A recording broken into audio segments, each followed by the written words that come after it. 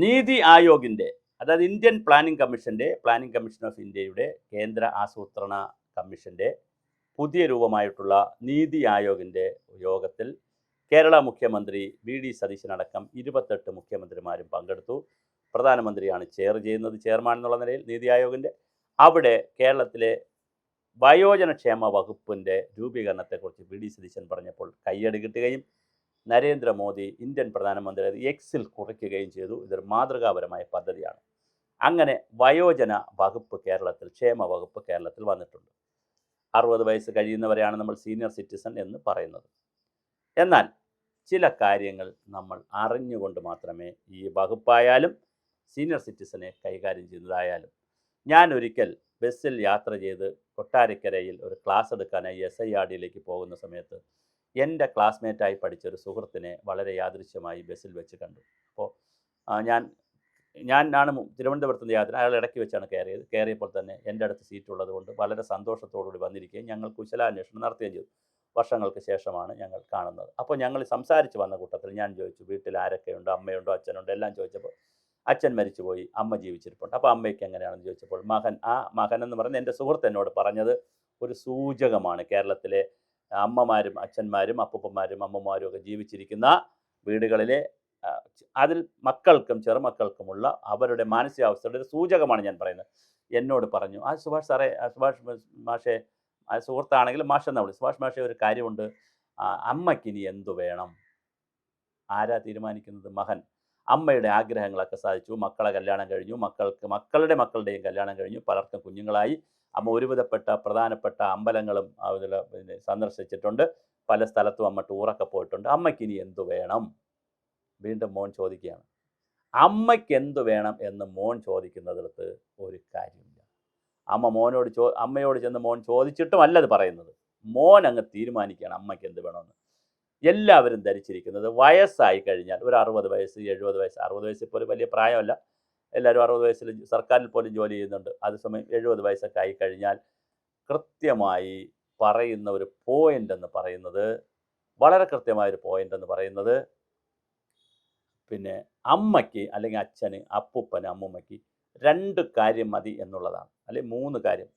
സുരക്ഷിതമായൊരു വീട്, ഓക്കെ, അല്ലെങ്കിൽ താമസ സ്ഥലം. 2 ഭക്ഷണം.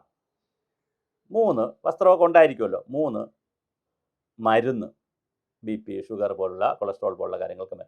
അപ്പോൾ മരുന്നും ഭക്ഷണവും കിടക്കാൻ സ്ഥലവും പോരെ? ഇതാണ് ചോദ്യം. ഇതുണ്ടെങ്കിൽ വയോജനങ്ങൾ ഹാപ്പിയാണ് എന്നൊരു മിഥ്യാധാരണ കേരളത്തിൽ കിടപ്പുണ്ട്.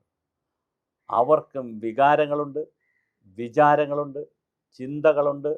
അവർ ഒരു കാലഘട്ടത്തിൽ നല്ല കലാകാരന്മാരായിരിക്കും, കലാകാരികളായിരുന്നിരിക്കും, എഴുത്തുകാരായിരുന്നിരിക്കും, നല്ല സർക്കാർ ഉദ്യോഗസ്ഥരായിരുന്നവരായിരിക്കും, ഉയർന്ന പദവിയിലിരുന്നവരായിരിക്കും, നല്ല കർഷകരായിരിക്കും, നല്ല ബിസിനസ്സുകാരായിരുന്നിരിക്കും, സമൂഹത്തിൽ വലിയ സംഭാവന ചെയ്തവരായിരിക്കും. അവർ പ്രായം കൂടി എന്നുള്ള കാരണത്താൽ മനസ്സിൽ നിന്ന് അതൊക്കെ പോവുമോ? ഒരിക്കലും പോവില്ല. അവർ മനസ്സുകൊണ്ട് ഒരാളും പ്രായത്തിലെത്തുന്നില്ല. ശരീരമാണ് പ്രായത്തിലെത്തുന്നത്. വർഷം കഴിയുമ്പോൾ ശരീരത്തിനാണ് ക്ഷീണം കൂടുതൽ. മനസ്സിന് എന്ത് ക്ഷീണമാണുള്ളത്? മനസ്സിന് എവിടെയാണ് പ്രായം? മനസ്സിൻ്റെ പ്രായം ആരാണ് നിശ്ചയിച്ചത്? അപ്പോൾ അവർക്ക് വേണ്ടി, വയോജന വകുപ്പിന് വേണ്ടി, വയോജനങ്ങൾക്ക് വേണ്ടി, അല്ലെങ്കിൽ സീനിയർ സിറ്റിസൺസിന് വേണ്ടി കാര്യങ്ങൾ ചെയ്യുമ്പോൾ ലോകരാജ്യങ്ങളെ നമ്മളൊന്ന് കാണേണ്ടതുണ്ട്. സീനിയർ സിറ്റിസൺ സൗഹൃദമായ സമൂഹം ഉണ്ടാക്കുക അത്ര എളുപ്പമല്ല. ഇൻഫ്രാസ്ട്രക്ചറിൽ പോലും നമ്മളൊരു ബസ് സ്റ്റാൻഡിൽ ചെന്നാൽ ആ ബസ് സ്റ്റാൻഡ്, ഹോട്ടൽ, പൊതു ഇടങ്ങളെല്ലാം വയോജന സൗഹൃദമാകേണ്ടതുണ്ട്. ബസ്സിൻ്റെ സ്റ്റെപ്പ് പോലും 60 വയസ്സ് കഴിഞ്ഞ് 70 വയസ്സിലാളിന് സ്റ്റെപ്പ് 40 വയസ്സുകാരനെ പോലെ കയറാൻ കഴിയില്ല. അപ്പോൾ ഓഫീസുകൾ എവിടെ എടുത്തോളൂ, ലിഫ്റ്റ് ഇല്ലാത്ത സംവിധാനങ്ങൾ ഒന്നും പറ്റുന്നതല്ല. അപ്പോൾ വളരെ കൃത്യമായിട്ടുള്ള വയോജനങ്ങളെ സൗഹൃദമായിട്ടുള്ള സമൂഹം എന്ന് പറയുന്നത്, ഒന്ന്, അവർ കേവലം ഭക്ഷണം കഴിച്ചും മരുന്ന് കഴിച്ചും ജീവിക്കുന്ന മൃഗതുല്യരല്ല, ഒന്നാമത് അറിഞ്ഞിരിക്കേണ്ട വിഷയം. രണ്ടാമത്തെ കാര്യം, അവർക്കും ഞാനീ പറഞ്ഞതുപോലെ സാമൂഹ്യ ജീവിതത്തിന് ഒരുപാട് അവസരമുണ്ട്, ഉണ്ടാക്കണം. അപ്പോൾ സാമൂഹ്യ ജീവിതത്തിന് അവസരം ഉണ്ടാക്കണമെങ്കിൽ സോഷ്യൽ ഇടങ്ങൾ ഒരുപാട് ഉണ്ടാകേണ്ടതുണ്ട്. അതുകൊണ്ട് തന്നെ സീനിയർ സിറ്റിസൺസിന് ആവശ്യമായ പാർക്കുകളും അതുപോലെ തന്നെ മറ്റ് സംവിധാനങ്ങളും അവരുടെ ഉത്സവങ്ങളും കലോത്സവങ്ങളും അവരെ ആനന്ദിപ്പിക്കുകയും സന്തോഷിപ്പിക്കുകയും ചെയ്യുന്ന കേന്ദ്രങ്ങൾ പഞ്ചായത്ത് അടിസ്ഥാനത്തിൽ ഉണ്ടാകേണ്ടതുണ്ട്, വാർഡ് അടിസ്ഥാനത്തിൽ ഉണ്ടാകേണ്ടതുണ്ട്. നമുക്ക് തീർച്ചയായിട്ടും അംഗനവാടികളുണ്ട് ഇവിടെ, അതുപോലെ താഴെ തലങ്ങളിൽ ഒരുപാട് സംവിധാനങ്ങളുണ്ട്. ഇൻഫ്രാസ്ട്രക്ചറാണ് ആ സംവിധാനങ്ങളൊക്കെ. ആ സംവിധാനങ്ങളെ നമുക്ക്, ആ ഇൻഫ്രാസ്ട്രക്ചറുകളെ നമുക്ക് ഇതിന് പ്രയോജനപ്പെടുത്താൻ കഴിയണം. സർക്കാർ ഓഫീസുകളുണ്ട്, വില്ലേജ് ഓഫീസുകളുണ്ട്, താലൂക്ക് ഓഫീസുകളുണ്ട്, വലിയ സംവിധാനമുണ്ട്. ഇൻഫ്രാസ്ട്രക്ചർ നമ്മളിൽ ഉണ്ട്. ആ ഇൻഫ്രാസ്ട്രക്ചറിനെ അവധി ദിവസങ്ങളിലൊക്കെ പ്രയോജനപ്പെടുത്തണം. അതിനൊക്കെ ഹാളുകളുള്ള സ്ഥലങ്ങളുണ്ട്, സംവിധാനങ്ങളുള്ള സ്ഥലങ്ങളുണ്ട്. അതെല്ലാം എവർക്ക് കൂടി സൗജന്യമായി കൊടുക്കുന്ന രീതിയിൽ സീനിയർ സിറ്റിസൺ ഫ്രണ്ട്ലി ആയിട്ടുള്ള ഒരു സൊസൈറ്റിയായി നമ്മൾ മാറുക എന്നുള്ളതാണ് വളരെ പ്രധാനം. കാരണം ഇപ്പോൾ നമുക്ക് സംഭവിച്ചുകൊണ്ടിരിക്കുന്നത് കുട്ടികളും ചെറുമക്കളും എല്ലാം വിദേശത്തേക്ക് പോകുന്നു, പഠനകാര്യങ്ങൾക്കും തൊഴിലിനും. അവരാരും തിരിച്ചു വരുന്നില്ല. ഒൺലി വാട്സപ്പ് കാൾ മാത്രമാണുള്ളത്. അവരാരും നാട്ടിലേക്ക് വരുന്നുമില്ല. അപ്പോൾ അതുകൊണ്ട് തന്നെ നമ്മൾ എന്ത് ചെയ്യേണ്ടതുണ്ട്? വളരെ കൃത്യമായിട്ടുള്ള